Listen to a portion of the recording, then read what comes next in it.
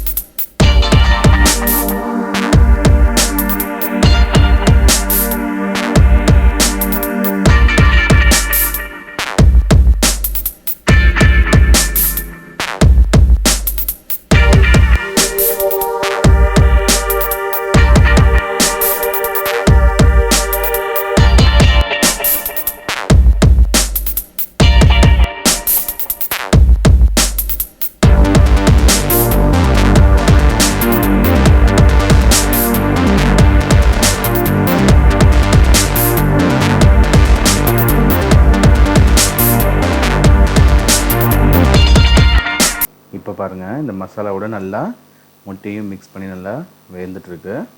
So இதுக்கப்புறம் பார்த்திங்கன்னா முட்டையில் மசாலா இறங்கினா போதும், மறுபடியும் வேக வைக்கணும்னு அவசியம் இல்லை. ஓகே, உங்களுக்கு வேணும்னா நீங்கள் சில்லி அண்ட் தென் பெப்பர் பொடி இல்லை மசாலா பொடி அந்த மாதிரி இருந்தால் நீங்கள் இதில் ஆட் பண்ணிக்கலாம். சுவையான காடை முட்டை வறுவல் தயார். இது பார்த்திங்கன்னா சின்ன குழந்தைங்கலேருந்து பெரியவங்க வரைக்கும் சாப்பிட்லாம். குழந்தைங்களுக்கு, வளர குழந்தைங்களுக்கு இது ரொம்ப ஸ்ட்ரென்த்து.